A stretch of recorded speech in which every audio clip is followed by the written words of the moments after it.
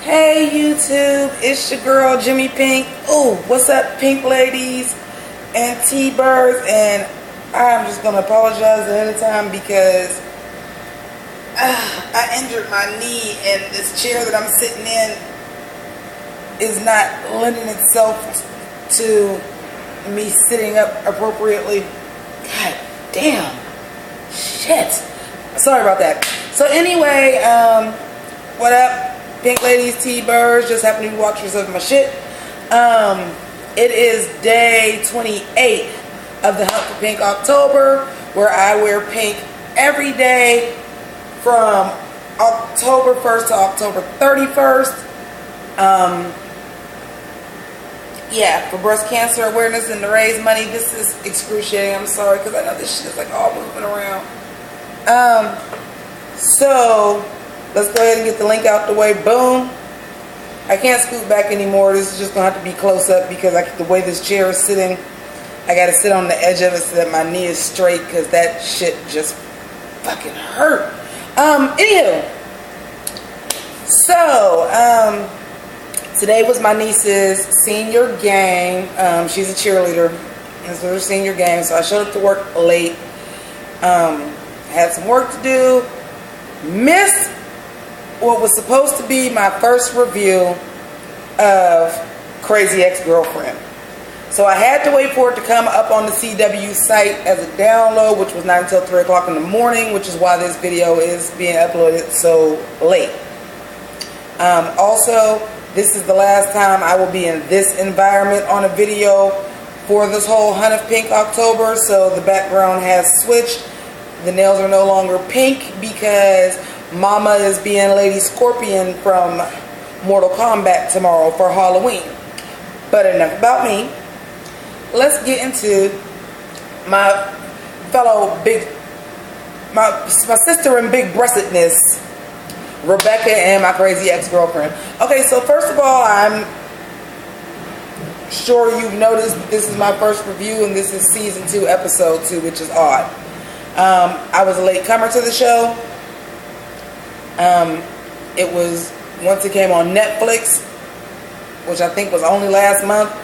I binge watched it. I absolutely loved it. I did not know exactly when it was premiering because somebody is not delivering my fucking entertainment weekly. So I know the fucking mail lady is fucking taking them and reading them because I don't get them fucking weekly and I don't get them on time. But anyway, so I didn't know it was premiering. And now that RuPaul's Drag Race is over, I needed something else to review. And I was like, you know what? I really like this show. Let me go ahead and do this. So now that we got all the formalities out the way 3 minutes into the fucking review, let's talk about the episode.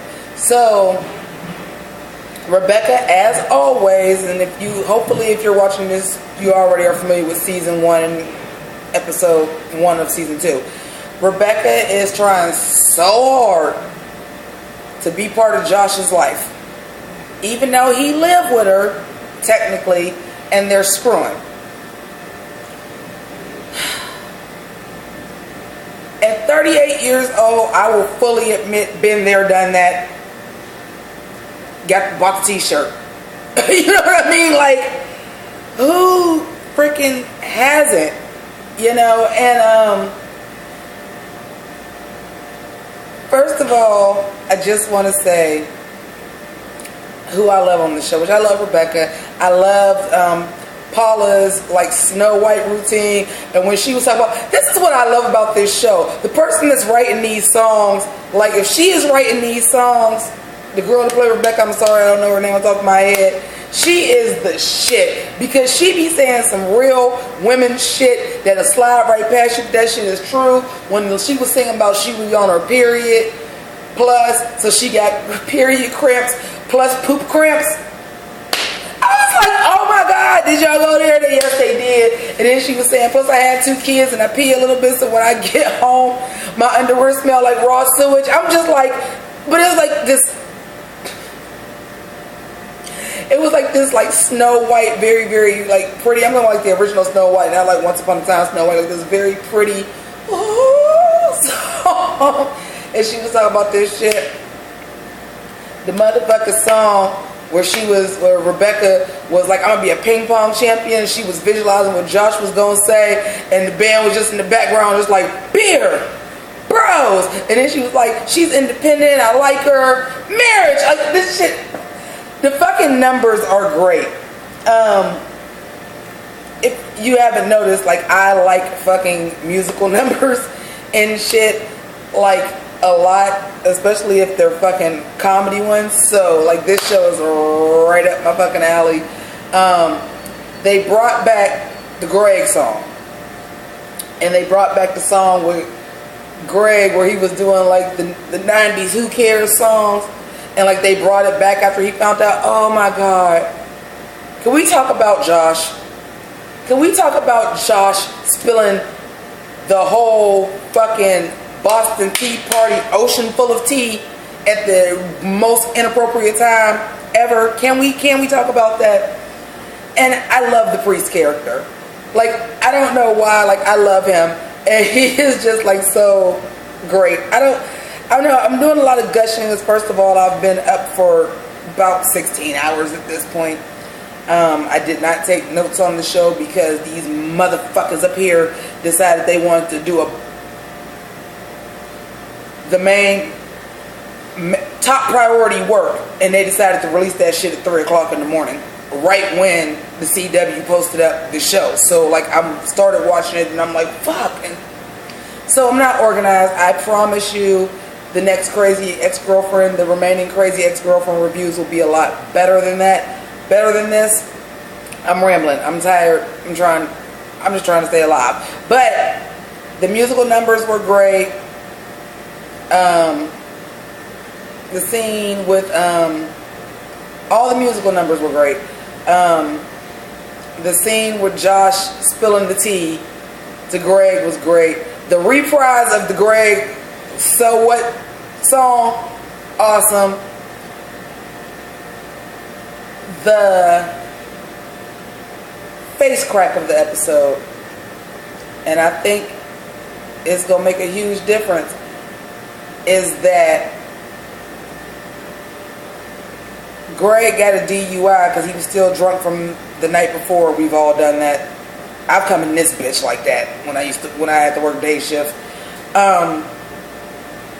and got a DUI and got pulled over, and he admitted to her that he was coming to tell her that he loved her. And then when she came in and Josh was like this and this and this, and then she finally had that realization, like, yo, hey, it's time to face it. We are in a relationship. We fucking, you live here. I deserve to be treated well. And then she went and looked at that damn Emery sweatshirt from last episode. The feels. Like, and it was so refreshing for me because I understand it's a comedy and that's where the comedy comes from, but I was really, really, really sick of how thirsty she was over Josh. I really, really, really, really was. Because once she got him and she got together and told him everything, and he loved her, and he was still trying to play it like, oh, you know, I thought we were just casual and cool and yada, yada, yada, yada, yada, yada. And believe me when I say this is the big-breasted pot calling the other big-breasted kettle black. Because I'm going through similar.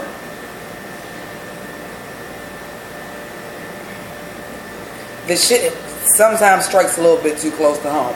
Not that I'm a thirst bucket. I'm not. Just certain situations, like the show's fucking real. Like, for it to be like this fantasy musical comedy dramedy, the basis is fucking real. And I'm sure that there are several women my age, especially if you have not been married, you have not had children, you focused on yourself, you focused on not having children, then you woke up one day and was like, damn, I want a meaningful relationship. That shit hits home for me heavy. And the fact that they can make light out of it is something that I take comfort in. So that is why I decided I was going to start reviewing this show. this is not a good review by any means. And for my subscribers, my pink ladies, my T-birds, I love y'all, and y'all know usually I got in-depth reviews, and every once in a while I got a scatterbrain one like this. It's part of the territory, especially when I'm somebody, I don't do fucking scripts, I don't do fucking editing, I just freeball off the head. Sometimes it's going to be scatterbrain, so I apologize. We're going to wrap it up and make it quick, because I didn't do the review in the way that I'm used to doing it, and I am being scatterbrained, so I'm going to cut it. But the main reason why I'm doing this episode today, because I've been doing the episodes for the Hunt for Pink October for the breast cancer awareness and raising the money. So let me go ahead and, wherever that fucking goes, link that real quick. Boom. Susan G. Komen Foundation, Northeast Ohio for breast cancer. But also, like I said, the show resonates with me strongly. And I really do like the show. I do appreciate a good musical number. I do appreciate a good comedy. I do appreciate a good tongue-in-cheek. And I do appreciate a lead who is, I don't want to say this to sound disrespectful because I don't mean it that way. Can I just say a lead that looks a little bit more like myself? Like, she's not perfect shape, perfect hair. I think she's pretty. I do think she's pretty. But she's not perfect hair, perfect shape. She kind of, you know, wide, big boobs, but like kind of wide, like not this perfect itty bitty size too. Let's put you on the cover of fucking Cosmopolitan magazine type chick. You know what I'm saying? This ain't Pretty Little Liars. You know what I mean? You understand what I'm saying? This ain't Pretty Little Liars. This ain't Scream Queens. This is a girl that look like a regular girl. And that resonates with me as well. But enough of that. I will be continuing to review this, so keep that up, and I'll be reviewing this on Fridays now. So RuPaul's Drag Race on Thursdays, this on Fridays, Empire on Wednesdays, Scream Queens on Tuesdays. So damn, I just set myself up for 4 reviews a week. So chances are you ain't getting too many other kind of reviews for a while unless something major happens. So thank you for subscribing. Thank you for donating to breast cancer. If you have been doing it, or if you are doing it, thank you for watching my videos. Thank you for subscribing. And I really have to take a fucking leak. So deuces.